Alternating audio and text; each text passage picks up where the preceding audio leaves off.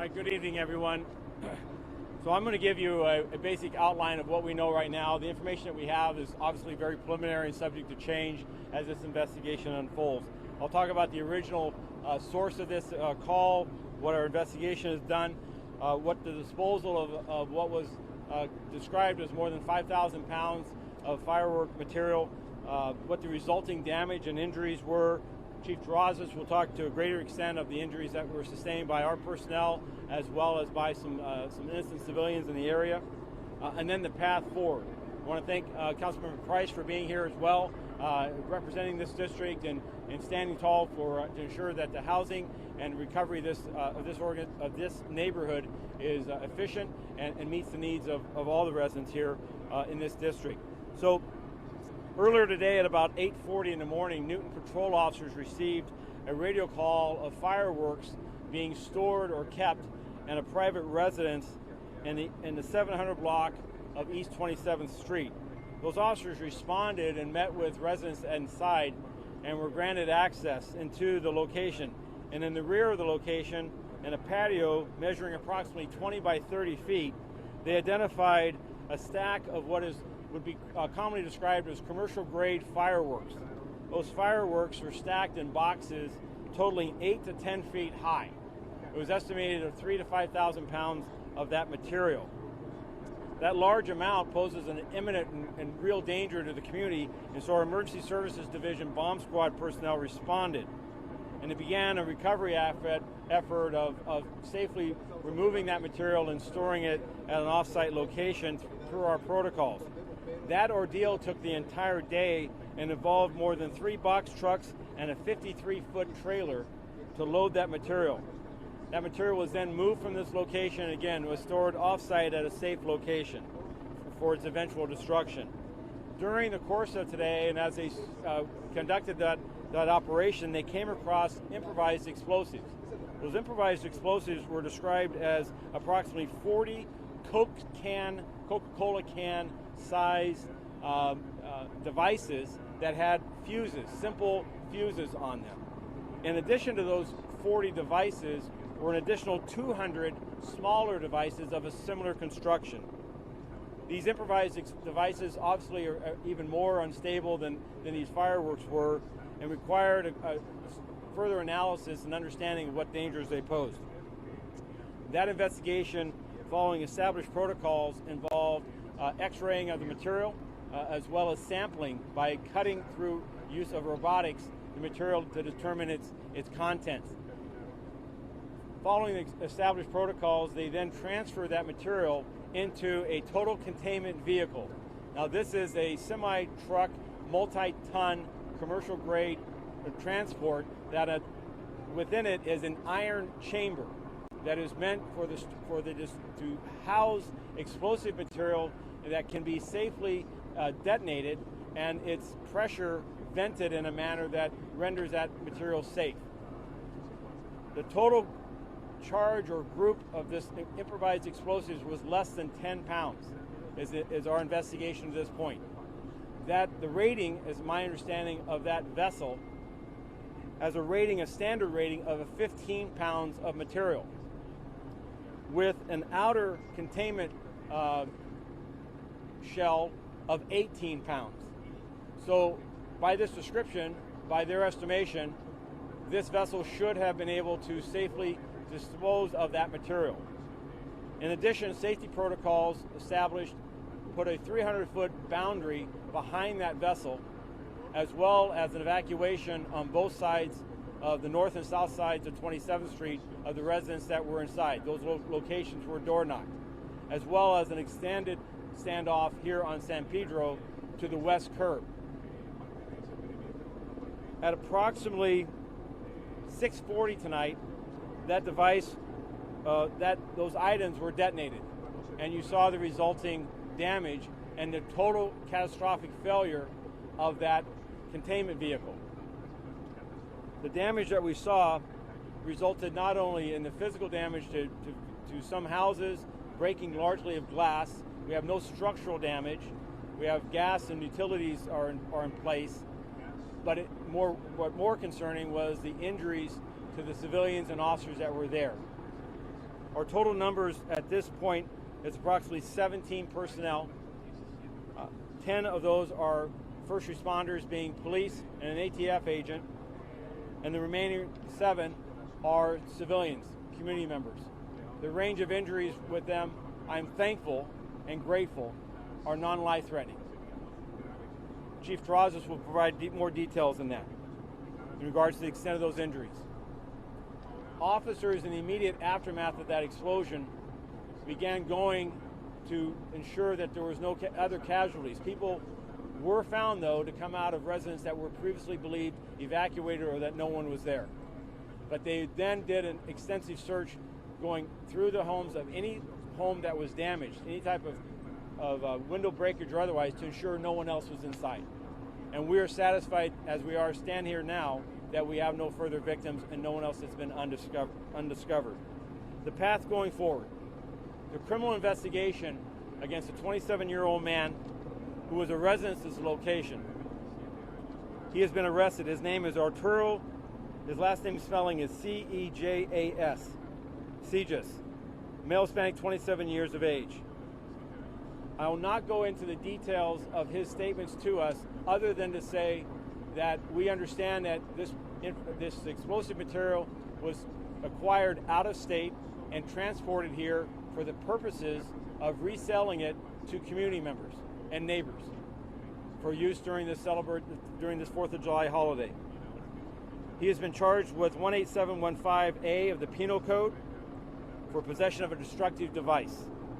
The bail on that charge is $500,000. In addition, he had a brother inside the location who was a 10-year-old. And so the department will be pursuing child endangering charges against him for the real risks, the dangers he posed by the storage of this material in this residential setting. We've also contacted the Department of Children and Family Services, and they're conducting an evaluation relative to this circumstance. In addition to the criminal investigation of his actions, the department, working with the ATF, will determine and pursue prosecution of how these supplies resulted here in this neighborhood. So not just that individual, but who supplied him with this amount of fireworks and these improvised devices. Secondly, tonight, every effort of the men and women of the Los Angeles Police Department, joined by LA Fire and ATF during the course of today, was to render this situation safe. And clearly, protocols were followed and pursued, but something happened in that containment vehicle that should not have happened, and we don't know why, but we intend to find out why. I've asked, and Special Agent in Charge Monique Villegas of the Alcohol, Tobacco, and Firearms Regional Director for Southern California, we spoke earlier tonight, and the National Response Team is responding from ATF to this city and will assist us both in the criminal investigation as well as the technical review of the steps and actions taken by our Bomb Explosive Division personnel, and in this effort to identify what was either missed or the equipment standards or what we can do to avoid this type of circumstance from ever happening again. Safety of our personnel and the public are clearly the most overarching concerns. And I'll close before I ask Chief Terrazas to come up and speak to the dangers of this type of material, of fireworks. Many people see them as harmless, as something that just something goes bang, and that is celebratory and fun. Tonight is a clear demonstration of the true and clear and present danger that fireworks in this city pose when you have underground operators, sellers, that gather this material, store it in an unsafe and dangerous fashion, exposing entire neighborhoods to the real risks of a loss of life. And I've just asked all Evangelinos that as you have neighbors or those that you believe engaged in this for-profit, simple greed is the driving force of this, that they do what an anonymous caller did earlier today. Call us. We'll investigate. We'll do everything we can to help ensure the safety of neighborhoods from these type of dangers, which are real. And with that, I'd like to introduce Chief Ralph Terrazas and thank him, also his firefighters that came immediately to the aid of those injured officers as well as civilian personnel. Chief Terrazas. Thank you, Chief.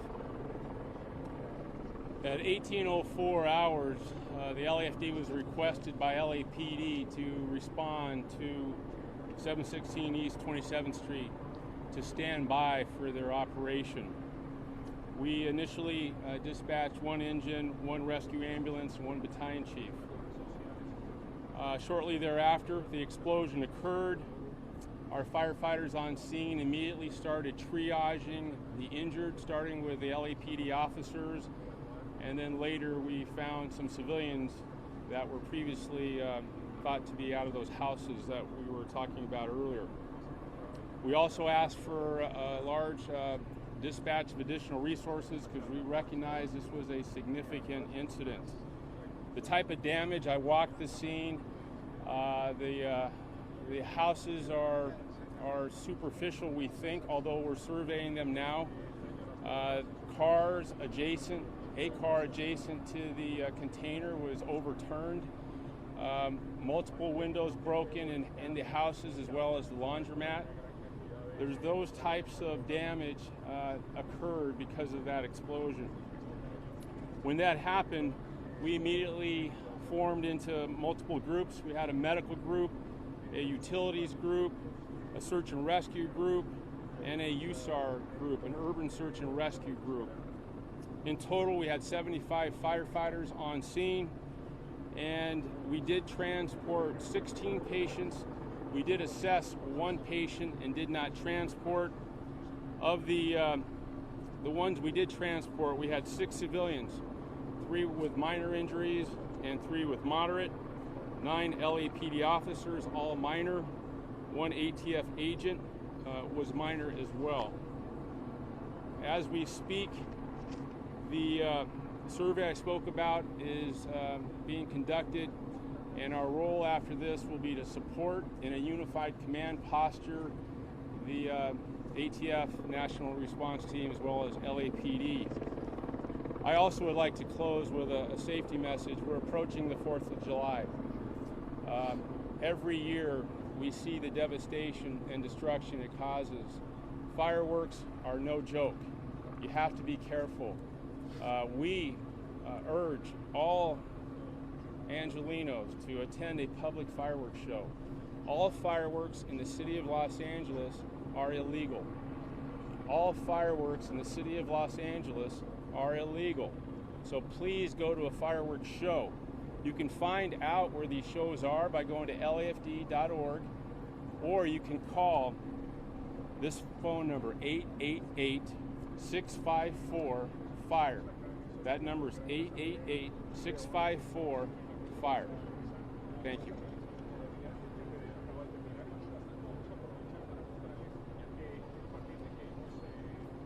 So at this point, I'd like to introduce Councilman Kieran Price. Councilman?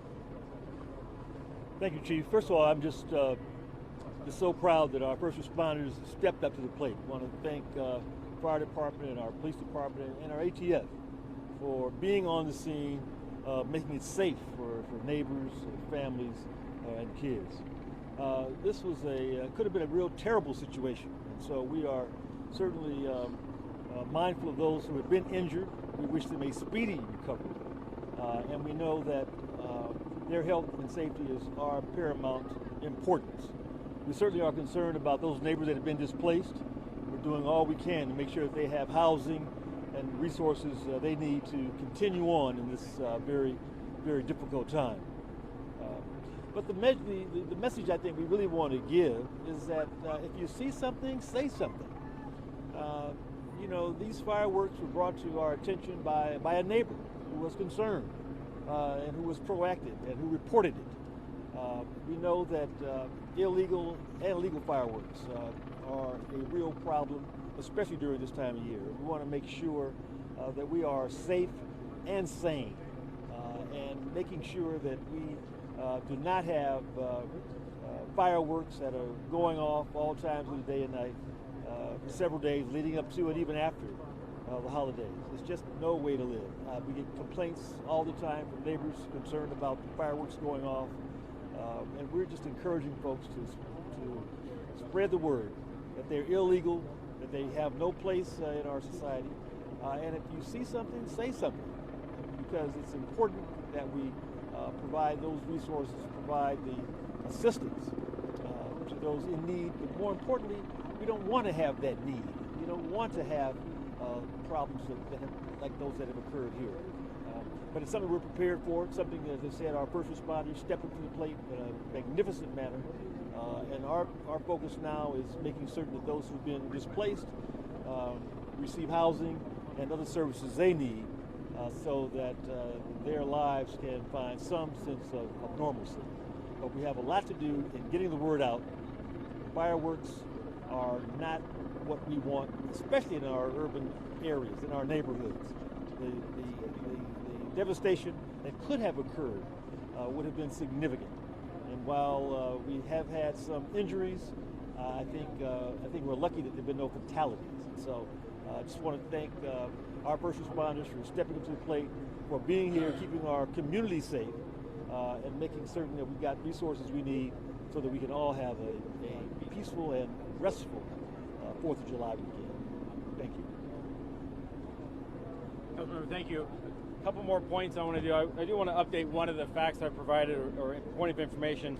We actually detonated the unexploded improvised devices in the total containment vehicle at approximately 7:37 p.m.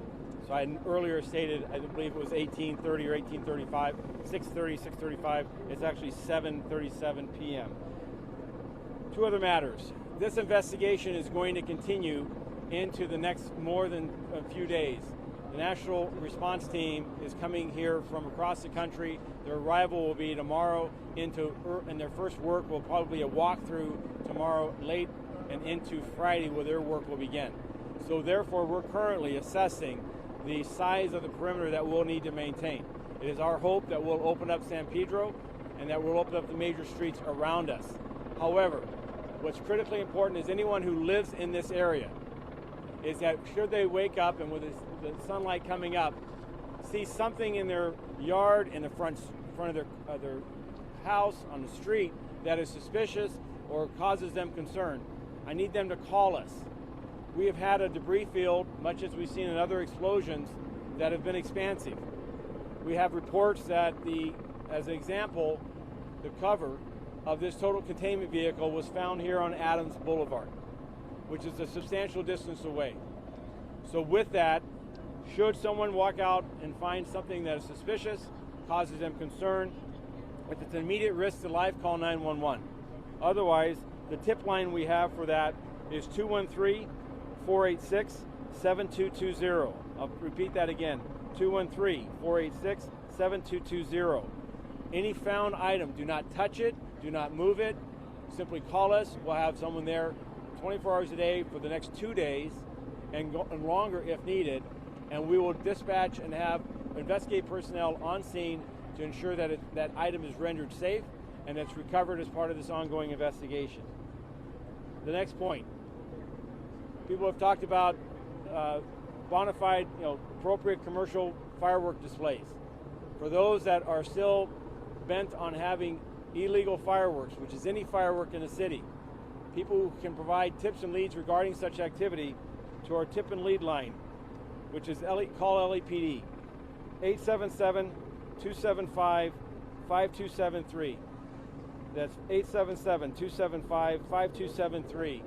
That's not a non-emergency number, but we will have officers investigate each of those reports in order to bring accountability to people who continue to flagrantly violate the law and endanger themselves and endanger the public. I'll take some brief questions, and also Chief Terrazas, Councilman Price, Ms. Vegas will also be available. Yes? Chief Mark, can you clarify something real quickly? We're talking about the protocol when you X-ray. Chief, are we going to hear from the ATF? When you X-ray and cut through the explosives, those first cases, was that also the protocol you did with those other, the 200 smaller devices, the 40 can size ones? So the question was, what were the protocols with the improvised explosive devices? I broke the improvised explosive devices into two groups. One, 40 containers that were the size approximately of a Coke can. The second 200 devices were smaller in nature, of a similar construction. A sample was taken from both groups, of which they were x-rayed for any fragment material, which none were found, and then they cut robotically, so remotely done, to determine the contents. And it was believed to be explosive in nature. I'm not a bomb tech, so I can't get more technical than that, but that they believed they knew what they had. This speaks, of course, to the unknown origin of who the constructor was, who the person who put this together. We don't know what he put in there. That'll be part of our investigation. And then can you confirm again how many pounds in total? How many what? How many pounds in total? So at this point, we're estimating at 5,000. 5,000. Yes. Okay. Chief, is there any indication? A couple of questions. I'm sorry? Do we know the number or the amount of material that was inside the TCV when they initiated that OSB? Yes, the reports that have been given preliminarily is the assessment by the bomb techs. The weighing of that was well under 10 pounds. I won't go into the exact poundage because I believe that I should hold that for a more formal investigation. And it's your contention, or at least the contention of the bomb techs, that the TCV was capable of handling in excess of that amount of material, right? Yes, the rating on that containment vehicle was 15 pounds as a safety, with a safety margin that the outer containment would be that it would contain anything as much as 18 pounds of material. Final question, because you're putting it in there, it's not just a question of putting it in there, it's where you're putting it in there. Did the technicians do the proper protocol of leaving it suspended in the center, or was it off center or on the base? So, Pete, you apparently have a better understanding of detonating this material than I do. We will fully review the steps and protocols for the safe rendering of this type of material. That's why we want the independence of national experts, of our ATF partners. I believe we have some of the finest, if not the finest, bomb techs in the world. They're constantly training, honing their craft. They're leaders and are referenced from across the world. But what happened behind me tonight, by the grace of God, we did not lose any of them or anyone else. But I'm committed, and we're committed as a city, to learn from this, and that's what we intend to do. Is it their judgment that they'll be able to figure out, narrow it down, whether it was an overload or improper placement that may have caused a catastrophic failure? Something as complex as this early stage, I'm not going to box it in any categories other than this will be a full and complete and comprehensive review from the very top to the very bottom of every step taken and every component. We have to look at how's the service of that vehicle been? How it's rated at a certain rating. What's the age of the vessel? Is there anything from an engineering standpoint that rating was no longer effective? On the other side of the spectrum, these are improvised. Who cooked what? What's in there? We hear them going off now. Is it fair that for us to estimate what that explosive power was? Clearly, what happened here was a failure in the sense of the device itself to safely extinguish it. We're going to find out why. Is this the largest cache, Chief? You're next after me. What? Technicians, and I've talked to 5 of them, who are familiar with this device and others similar, say either it's an overload or what you have is wrong placement that causes an asymmetrical shock wave which would lead to a catastrophic failure. Are those the 2 things at the top of the list? Thank you. Yes, sir. Chief, is this the largest cache of illegal fireworks that the LAPD has had to contend with? This year, but I've not done research to determine, or I can't recall if we had similar caches last year. Last year, the city, LAPD, recovered, I believe it was more than 4 tons of material, so more than 8,000 pounds, primarily through these large type of seizures. We do some capturing and recovery by individual street fireworks, but our efforts in identifying those people who are selling and trafficking this material has resulted in those larger captures. Can we talk about the injuries and those people that were injured? And I'm assuming that the search for injured has stopped at this point, and we're going with 17 as a number. So as How Chief close Terrazas, were they in that blast radius? And therefore, how far were some of them? so we had some that came out of homes that we believed had been previously evacuated. When we evacuated homes, it's my understanding, again, an aspect of this that will be reviewed, is that each home was door knocked and our presence announced and are asking for people to come out if they're inside. We did not physically search those homes in an evacuation However, in the immediate aftermath of this, people self-evacuated from the immediate vicinity, areas that we believed and we had asked to be evacuated, and the incident commander believed was evacuated, and that's where the injuries occurred. We didn't, it's not to my knowledge that we had anyone injured outside of the safety zones that were established. How much time between the explosives put into TCB and how much time lapsed between the placement and the explosion? I don't have that information. And council member, how many families have been displaced? To the mics, please. Yeah, I think we've got about 8 or 9 families that have been displaced, and we're working very fast to make sure they have housing for tonight and for the next several nights. And can we hear from the ATF, please? Could you identify yourself, please? I'm Monique Villegas. I'm the special agent in charge for ATF in the Los Angelesville division. Can you tell us what happens at this point now when your national team's getting them on scene? But what will be the progress, or the process rather, when they get here? What are you doing now in the meantime? They arrive tomorrow. They will assess the scene, and we will go forward with that. We have to wait for our team to get in, and our team leader. We have certified explosive specialists and certified fire investigators that come out. They're veterans. They come from all over the country. They will come here, assess the scene, and then they'll go forward. We'll know more by tomorrow afternoon. And who's the lead agency now? Is it LAPD? Are you the lead now, Chief, or is the ATF the lead? We're still in a unified command. The criminal investigation will continue to cooperate with the ATF for the federal prosecution of the individual who stored this material here. He's currently being booked and charged with state charges that I mentioned earlier. And as far as the technical review, the department will conduct a review working with our partners with LA Fire for us to our incident response today. And then we'll look to the national response team with ATF for their technical review, which will be independent of ours. We'll support them, provide them whatever information, but what we are as a city are looking to them to come in and provide us with technical assistance to understand what are factors that could have resulted in this type of failure of that vessel. And Chief Terrazas, can you give us a range on the injuries? Can you just tell us kind of what the minor injuries were and the more severe injuries were? Well, the good news, there's no life-threatening injuries. The types of injuries were scrapes, cuts, lacerations, ringing in the ears, dizziness, injuries of that type, and they were transported to area hospitals. No burns? No, I was not told of any burns. No. Thank you, sir. Sure. All right, one last question. Anyone else? All right. Thank you very much. We'll update this tomorrow as we have more information. Thank you. Chief, thank you. Thank you, guys.